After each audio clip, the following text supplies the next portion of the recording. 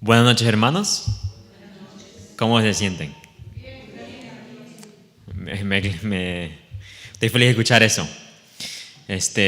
Me tocó a mí empezar la semana de oración con mi tema. Y yo voy a hablar hoy día sobre la puerta del santuario. Pero le quiero dar las bienvenidas por estar aquí y también pedir por su participación el resto de la semana a través de la asistencia. Puede ser de aquí en la iglesia o verla a través de las redes. ¿Ya? Pero antes de entrar, antes de hacer la oración, les pido que abren sus Biblias en Éxodos 25, 8 y 9. Capítulo 25, versículos 8 y 9.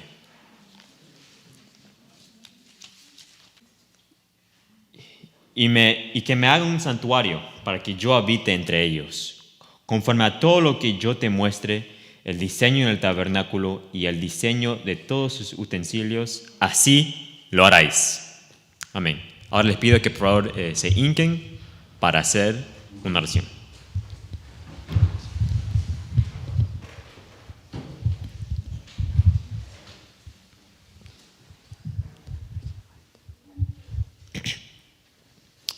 Padre nuestro que está en los cielos, santificado sea tu nombre, Señor. Gracias por esta semana que nos has dado. Gracias por esa oportunidad de tener una semana de oración. Te pido, Señor, que bendigas esta semana, que bendigas a los jóvenes que van a hablar, para que podamos no decir nuestras propias palabras, sino la tuya, Señor. Sabemos que la oración es poderosa y te pido que escuche las peticiones que han hecho las personas hoy día y a través del resto de la semana. Te pido que la cuides, que nos bendigas y que nos perdones nuestros pecados. Todo esto te lo pido en el nombre de Jesús. Amén.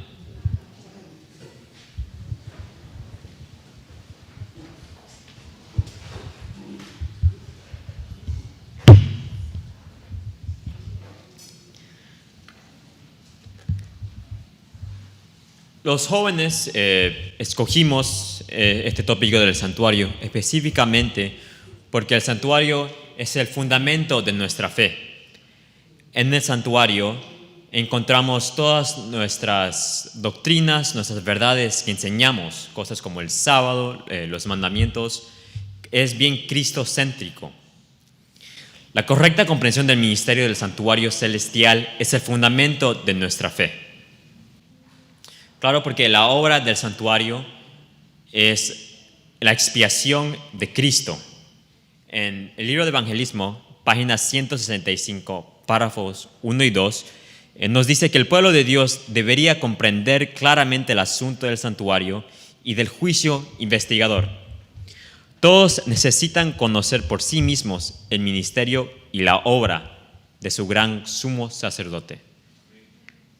Como he dicho, el santuario es la suma de nuestra fe. Dentro del santuario nos separa entre nosotros y otras fes, porque encontramos la expiación de Cristo, encontramos el sábado, y todas las verdades se encuentran dentro del santuario. Dios presentó a Moisés un modelo en miniatura del santuario celestial y ordenó que él hiciera todas las cosas según el modelo que le fue mostrado en el monte. El santuario terrenal que fue hecho aquí durante el tiempo de Moisés es una escala del santuario que se encuentra en el cielo hoy día. Ya voy a poner un video del santuario que nos va a mostrar las dimensiones y nos va a poder visualizar mejor el santuario, por lo que no se acuerdan muy bien o los que no saben, no vamos a poderlo ver ese modelo. No sé si tienen el video ahorita.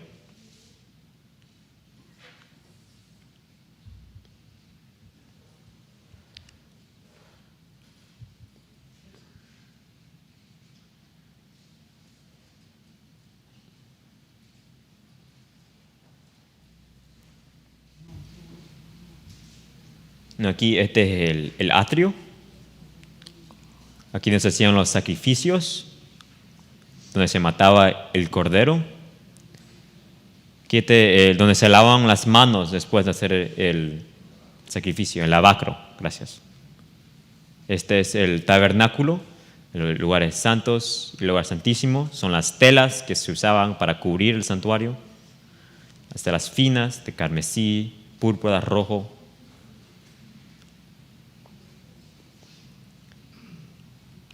Las pieles de animales, este es el lugar santo. El candelero. El pan de propiciación.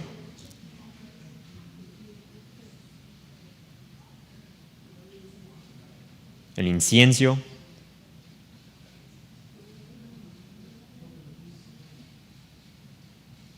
Y este es el lugar santísimo, donde el arca, estaban las leyes y el maná, y la vara de Aarón. Y también aquí moraba Dios. Muchas gracias. ¿No? Y también las instrucciones que le dio Dios a Moisés se encuentran en el mismo libro de Éxodos, capítulo 27, de los versículos 9 al 16. Voy a leer los versículos del 11 al 16. Sí, pero yo voy a leer del 11 al 16. Que dice: de la misma manera, al lado del norte habrá a lo largo cortinas de 100 codos de longitud y sus 20 columnas con sus 20 basas de bronce, los capiteles de sus columnas y sus molduras de plata. El ancho del atrio del lado occidental tendrá cortinas de 50 codos, sus columnas 10 con sus 10 basas. Y el ancho del atrio por el lado del oriente al este habrá 50 codos. Las cortinas a un lado de la entrada serán de 15 codos, sus columnas 3 con sus 3 basas. Y a la puerta del atrio habría una cortina de 20 codos de azul, púrpura y carmesí, y lino torcido de obra de recamador, sus columnas 4 con sus 4 basas. Entonces el santuario estaba en una forma de un rectángulo con los lados norte y sur de 100 codos y el este-oeste de 50 codos. El lado en la puerta estaba en el lado este, los lados eran de 15, entonces del lado de 15 son 30 y la puerta era de 20 codos de longitud. Pero ahora vamos a ver cuál era el propósito de crear el santuario. Hagamos un poco de historia y volvamos a la creación. Vamos a leer Génesis 1, 26 al 28, cuando Dios crea la familia humana. Dice: entonces dijo Dios: hagamos al hombre a nuestra imagen, conforme a nuestra semejanza, y señoree en los peces del mar, en las aves del cielo, en las bestias, en toda la tierra y en todo animal que se arrastra sobre la tierra.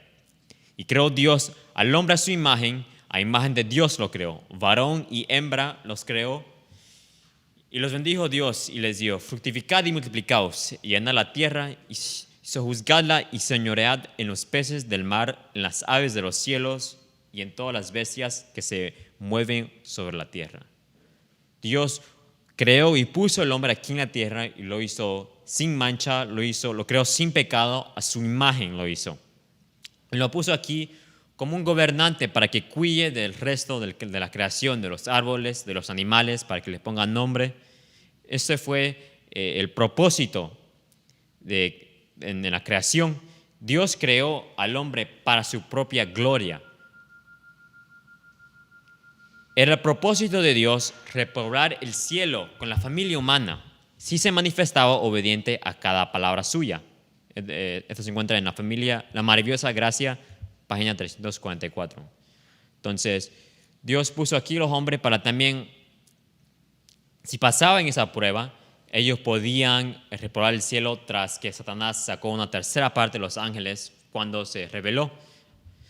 Entonces, también, si pasábamos esa prueba, los hombres, los humanos, podíamos ir al cielo para repoblar. Pero sabemos que caímos en pecado, comió del fruto del árbol del conocimiento del bien y el mal, aunque Dios se lo advirtió en Adán y le dijo que en el día que lo comiere, ese día morirás. Al pecar, el hombre perdió esa imagen espiritual de Dios, fue expulsado del Edén para que no extendiera su mano y comiera del árbol de la vida y así volverse en un pecador inmortal.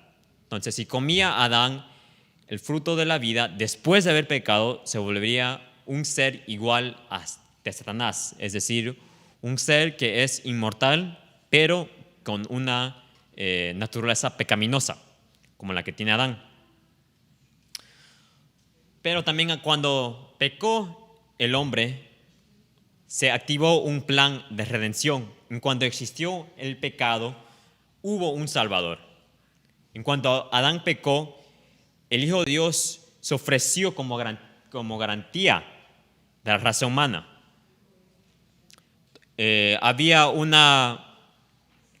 Hicieron una provisión en cuanto si el hombre pecaba o no. Y este plan de redención ya había sido concebido antes de la creación del mundo. Ya mucho antes de que Adán y Eva fueron puestos en la tierra, ya existió un plan de redención por si acaso, si pecaban. Pero solo Jesús podía morir por el pecado de la humanidad.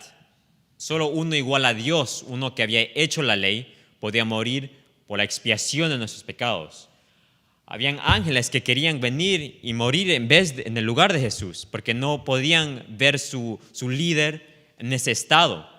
Pero solo Jesús podía venir porque solo uno que había hecho la ley podía redimirnos de la ley.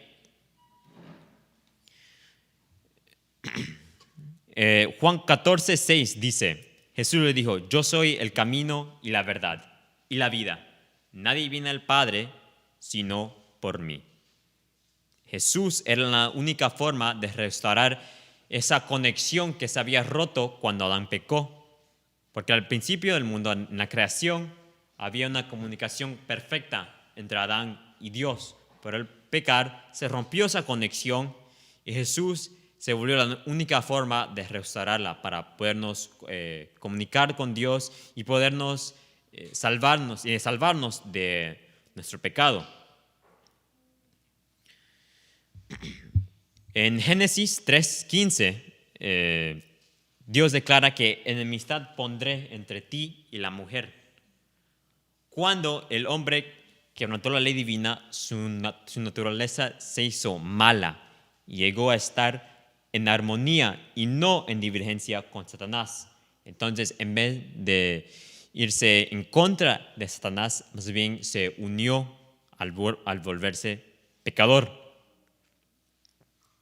Ahora bien, Dios instruyó que por medio de la fe en el Redentor del mundo se hicieran ciertos sacrificios, ciertos ritos que representaría el sacrificio del Dios mismo en el futuro. Y ese rito fue puesto al pecar a Adán, que tenía que sacrificar a un cordero perfecto y sin mancha, que representaba a Jesús, un día que iba a venir y morir por nuestros pecados, y que Él era sin mancha, sin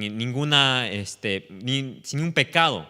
Y ese cordero representaba a Jesús, y ese rito se continuaba hasta su muerte. Y alguien tenía que morir porque sin remisión de sangre, sin derramamiento de sangre no hay remisión de nuestros pecados. La ley dice que el pago del pecado es muerte. Alguien tenía que derramar su sangre, alguien tenía que morir por nuestros pecados. Si no era Cristo, iba a ser nosotros. Si Cristo no moría por nuestros pecados, no tendríamos nosotros una esperanza, porque solo vivíamos y después íbamos a morir y eso fue todo. Pero ahora que Cristo nos dio una esperanza, al darnos una oportunidad de recibir la vida eterna. Historia de Redención, página 49, dice: así como la transgresión de Adán había acarreado muerte y ruina, la vida y la inmortalidad aparecerán como resultado del sacrificio de Cristo. El apóstol Pablo dice que donde abundó el pecado, sobreabundó la gracia. Jesús, a través de su fe, a través de la fe que tenemos en Él, nos ofrece esa gracia y nos ofrece la salvación de nuestros pecados. Ahora continuamos en la historia y Dios escoge a una nación. Dios había elegido a Israel y lo había llamado para conservar entre los hombres el conocimiento de su ley, así como los símbolos y las profecías que señalaban al Salvador. Desde Adolescentes, página 19. Dios escogió a Israel, escogió a la descendencia de Abraham para que en medio de ellos las otras naciones, las otras tribus, los pueblos diferentes pudieran ver en ellos su ejemplo, que no solamente enseñaban la ley, pero que también la vivían. Y así los iba a también guiar al Salvador. Y eso es el papel que nosotros debemos tener hoy en día, que además de enseñar la verdad, además de decirle a las otras gentes, también debemos vivirla en nuestra vida personal. Tienen que ver que nuestro ejemplo, que Cristo vive en nosotros. Deuteronomios 9:5 nos dice: no por tu justicia ni por la rectitud de tu corazón entras a poseer la tierra de ellos, sino por la impiedad de esas naciones. Jehová tu Dios las arroja de delante de ti. Y para confirmar la palabra que Jehová juró a tus padres Abraham, Isaac y Jacob. Dios no eligió al pueblo de Israel porque eran mejores o superiores que los demás, sino que Él hizo una promesa a Abraham diciendo que su descendencia iba a venir el Salvador, que su descendencia iba a ser como las arenas del mar. Y a través de esa promesa creó el pueblo de Israel y lo escogió después de haber sacado de Egipto para mantener su ley y mantener esa promesa que había hecho. Dios quería que su pueblo fuese una luz del mundo y que debería resplandecer la gloria de su ley mientras las revelaba en la práctica de su vida. Israel iba a ser una luz para el resto del mundo, como dice aquí, para que ellos vean y se acerquen a Dios. El propósito del santuario es que Dios quería convivir con su pueblo. Ahora continuamos después de Abraham y a Moisés. Después de 400 años, después de su esclavitud, Dios los saca de la tierra de Egipto y otra vez les enseña los ritos que tenían que hacer, porque después ya se habían olvidado y quería vivir con ellos, se quería convivir con su pueblo. El santuario estaba en el medio del campamento judío y las tribus lo rodeaban y él quería convivir con su pueblo. Él quería que tengamos, que el pueblo de Israel tenga esa misma mentalidad que tiene David en Salmos 47, 4 y 5. 27, perdón. Salmos 27, 4 y 5.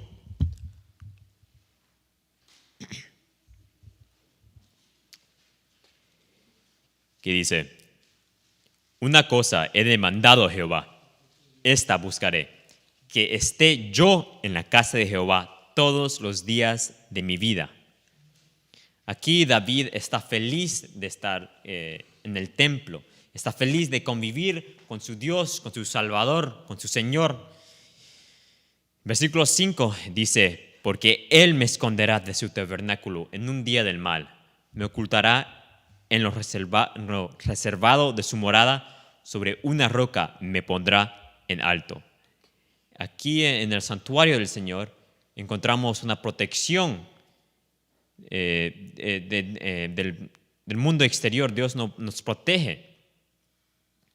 Y así reveló Dios a Israel, el cual deseaba hacer morada suya, su glorioso ideal de carácter.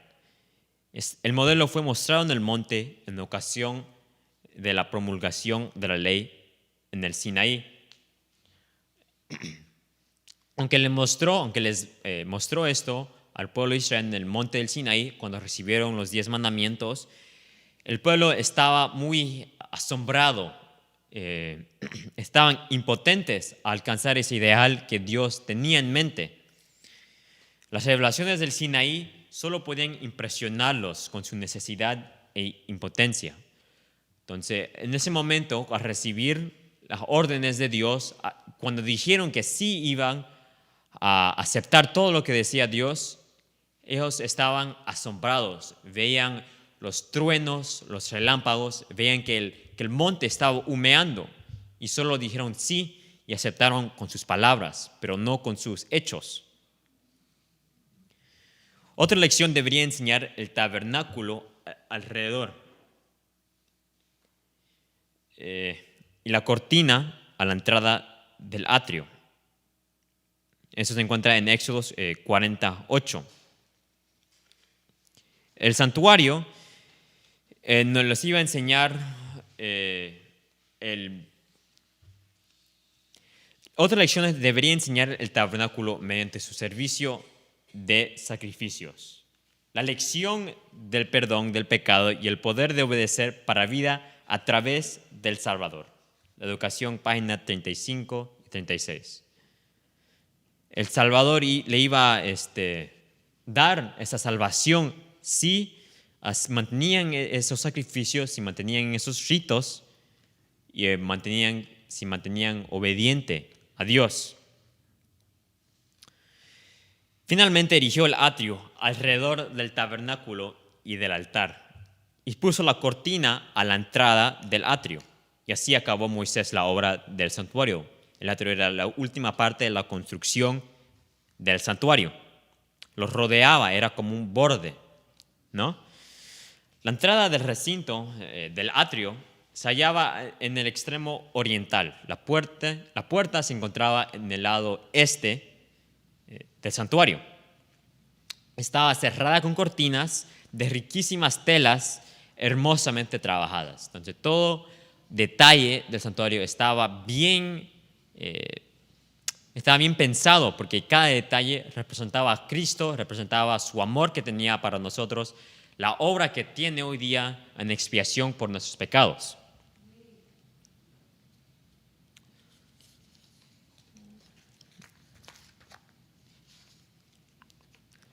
Y como he mencionado, solo tenía una entrada, el tabernáculo. ¿Y qué representaba esa una entrada? Esa una entrada, esa una puerta, representaba a Cristo. Cristo es la única puerta, la única entrada que tenemos para entrar al cielo. A través de Cristo, a través de pedirles el perdón de nuestros pecados, es la única manera que podemos alcanzar el cielo. Él es la única entrada que tenemos. Él es el camino para llegar ahí. Los colores también del tabernáculo, de las telas que usaban, también son muy importantes. El azul, por ejemplo, representa la autoridad celestial, el trono de Dios.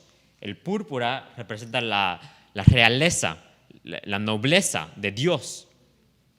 El carmesí o escarlata representa su majestad, su señorío y también la sangre de Jesús que derramó por nuestros pecados. El lino blanco, la pureza, la limpieza total y la justicia de Cristo, porque Él es puro. Y la puerta era de 20 codos de ancho. Hijos e hijas de Dios, página 12, nos dice: se ha hecho toda provisión para satisfacer las necesidades de nuestra naturaleza espiritual y moral. Jesús ha dicho que ha puesto delante de nosotros una puerta abierta y nadie la puede cerrar. La puerta está abierta delante de nosotros y por la gracia de Cristo, rayos de luz y misericordiosa emanan desde los portones entreabiertos. Jesús dice que yo soy la luz del mundo. Él nos da la luz, nos da el conocimiento para recibir, para alcanzar la salvación. Como he Como he dicho, que Cristo es la única puerta para el santuario celestial. Es la única manera de acceder. Voy a leer Juan 10, 1 al 10, saltando unos versículos. Juan 10, el 1 al 10.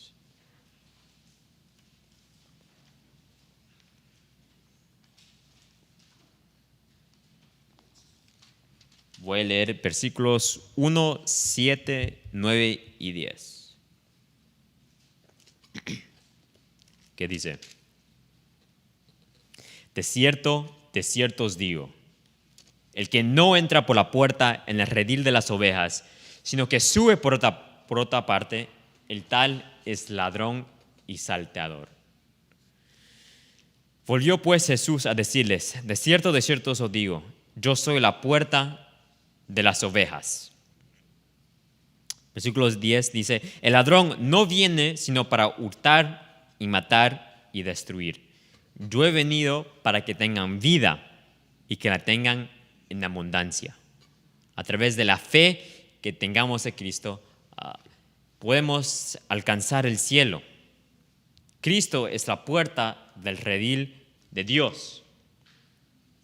Por esta puerta todos sus hijos de cualquier tiempo, del tiempo más remotos, han hallado la entrada.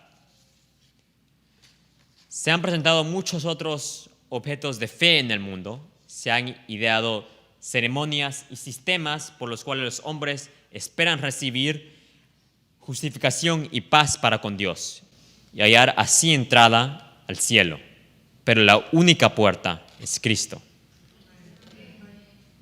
Hay muchas otras, eso se encuentra en Deseo Adolescente, página 443. Hay muchas otras religiones que prometen otra puerta, otro punto de acceso al cielo, otra forma más fácil de llegar al cielo. Pueden mostrar dioses del sol, de la luna, dioses que tienen ojos pero no ven, bocas pero no hablan. Pero cualquier otra cosa que nos muestran no es verdad, porque la única manera de llegar es a través de la fe en Jesucristo, a través de la fe que Él murió por nuestros pecados y Él es la única forma que podemos alcanzar el cielo. Cristo quiere ser tu Salvador. Si solo tú buscas a Cristo, nuestra única puerta, nuestro único mediador con el Padre, Jesucristo el justo. Que Dios nos ayude para buscarlo a Él buscarlo a Él mientras todavía la puerta de la gracia esté abierta. Muchas gracias. Amén.